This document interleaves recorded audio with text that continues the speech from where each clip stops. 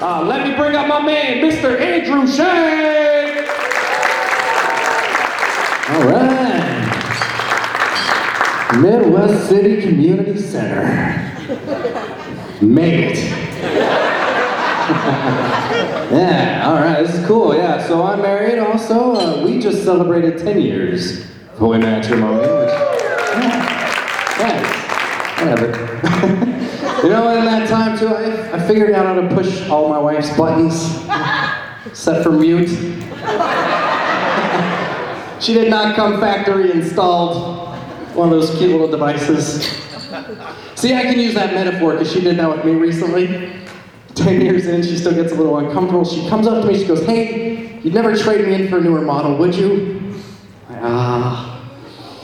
Don't be ridiculous, I'd be way too far upside down.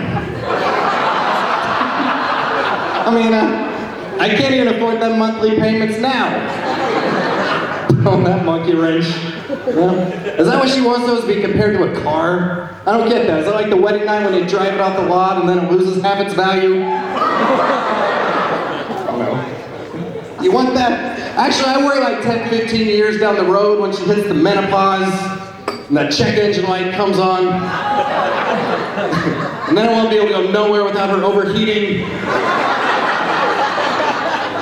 I'm gonna stop at a 7-Eleven for ices all the time.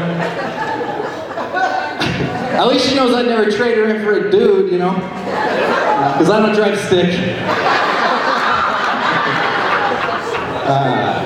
Yeah. I was out to eat with a friend of mine who's been married a little bit longer than I have, and during conversation he's like, "Andrew, sex begins in the kitchen." And then he's on to another topic. I was like, whoa, time out, rewind. What does that mean? It turns out what he meant was a man that helps around the house is more likely to get action at the end of the day. So now when my wife comes home, I'm like, "Hey, he wanted to tell you the dishes are done." She's like, "Where are your clothes?" Said the dishes were done, not the laundry. Give me a break. Don't do my love life many favors because I am kind of a wise ass. Hard to believe. She was actually in the mood with me the other day, right? Kids are in bed, she comes up to me, she's like, "Hey, why don't we play house later, right?" I was like, "Ooh, all right, sounds good. I'll be the daddy, you'll be the babysitter." All right, fine, I'll sleep on the couch, whatever. I guess it really bugged her because her mom usually babysits.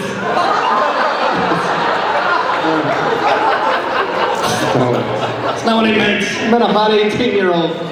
Take it the wrong way, will you? Let's see. I was flipping through the stations the other day. They had War of the Worlds on, which is not a very good film by any stretch of the imagination. However, I do think that was one of Tom Cruise's best performances. Really, you know, for a Scientologist to look frightened at an alien invasion. Come on. Guy deserved an Oscar, you know? That's like Adam Sandler pulling off Abraham Lincoln, right? Which that'd be fun, Billy Madison as Lincoln, you know? 407 years ago, you are now emancipated and proclamated. Freedom is the coolest. You ain't free unless you pee your pants. Billy Madison as Abraham Lincoln there. I like sci-fi quite a bit. I like Star Wars. I'm sure that's hard to imagine as you take all this in. And I've seen Star Wars so many times, now when I watch it, I try to pretend things happen a little bit different. Like in Return of the Jedi, I think it'd been great if Yoda had just told Luke the truth. Skywalker, something to tell you I must. I am not a Jedi. I am a Muppet. Muppet? I have dementia. I need dementia, I have. I bet some of Yoda had dementia, you know? Come here, Daniel-san. What? Come here, Daniel-san. I'm Luke. The same you all look to me, Skycracker. I think it'd been cool if like Yoda pulled one last Jedi mind trick right as he was about to die and messed with Luke's head, you know? Also, Vader, not your father, is I am your father. Your mother and I shared a night of passion. And I wore not a contraceptive because I'm made of rubber. And you have another sibling. Is it Leia? No, it's Kermit.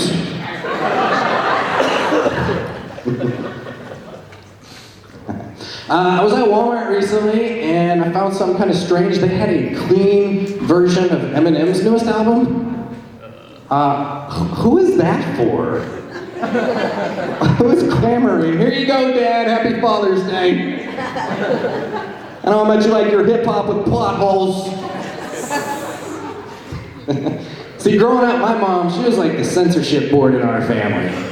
And I think sometimes she kind of took it a little too extreme. I had a Teenage Mutant Ninja Turtle poster on my wall one time. It was from the cartoon, and April O'Neil was showing some cleavage. So one day my mom went in with a Sharpie and colored in, gave her an undershirt. Thanks a lot, Mom. Saved me from a life of unspeakable lust. To this day, I've never watched animated porn. My mom, she would actually like screen movies before us, and then she'd watch them again and try to mute out the bad language. You know, my problem was sometimes she'd fall asleep and she'd miss stuff. So one day, we're watching The Great Outdoors, and Dan Aykroyd's character said, asshole. My mom was asleep and it woke her up, and she like hit mute. It was like too late. It was after the fact. And the beautiful part, this was her response, she went, shit.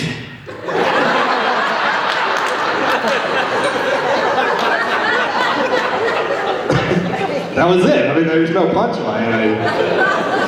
My mom didn't have a mute button either, I guess. So let's see. I got 3 kids also, and pretty stressful. 3 kids. They're cute and they're embarrassing all at the same time. I was picking my daughter up at gymnastics. She was like 6. She's getting dressed in the lobby. As she's getting dressed, she's like, Daddy, you need to say excuse me. I was like, oh, why is that? Because you tooted. No, I didn't. Yeah, you did. I heard it. Now, needless to say, I did not toot at this particular moment in time. But I'm being looked at by a group of mommies, like I'm this jerk, just detonated a death cloud of cataclysmic evil, like bracing themselves for the apocalypse. You know, I'm trying to reassure them, no, I swear I did. And my daughter wouldn't let it go. She's like, I'm not even taking Thanksgiving. It's one of those times as a parent you realize you've acquired new skills you didn't know you otherwise had. I could be a ventriloquist because I was like, get in the car or you're not gonna like it. I felt like taking them to a Mexican restaurant after that. You know, this is what it's like when Daddy toots. Not to brag, after a Mexican dish I fart fluently in Spanish. Kind of like it's so spicy you gotta wipe with a snow cone. Alright, moving on. Hey, look, here's the thing, man. Kids will get you acquainted with all things poop. They just do. You know, it's part of growing up. It was actually kind of cute when they were toddlers, because they would like telegraph when they're taking a dump. And you could always tell. They'd be like zipping around the room. If they're a pinball that just got hit by lightning, you know, then they just gotta stop and drop. You see that toddler nirvana coming over their face?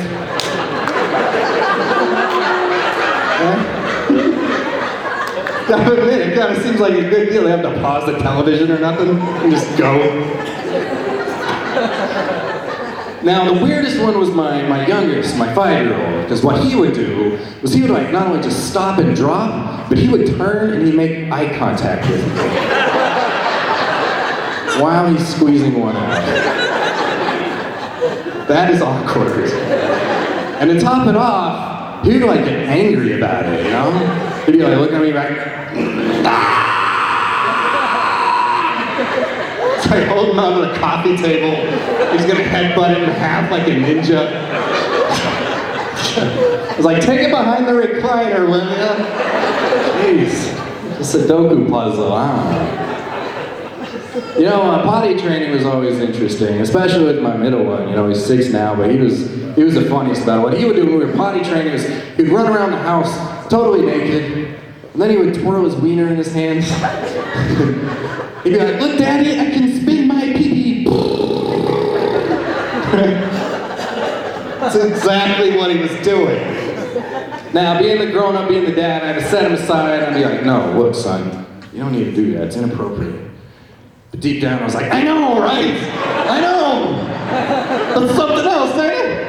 Hey, let's go get some ice cream. You're a lot farther ahead than I was at your age.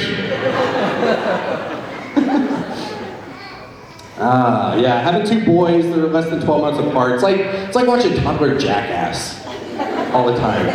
You know? You can just watch them punch each other in the nuts all day long.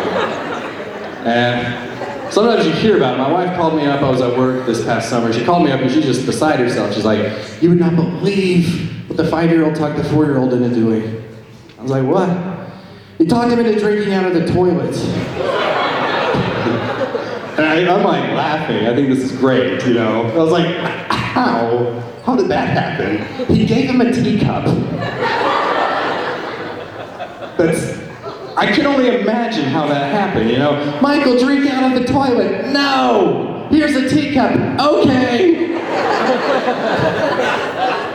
No, my kids. Telling you, this toddler jackass, we went to the zoo. We were coming in from the zoo. It was like 100 degrees outside. As soon as I get in the car, my 5-year-old takes the seatbelt buckle, puts it on the 4-year-old's cheek.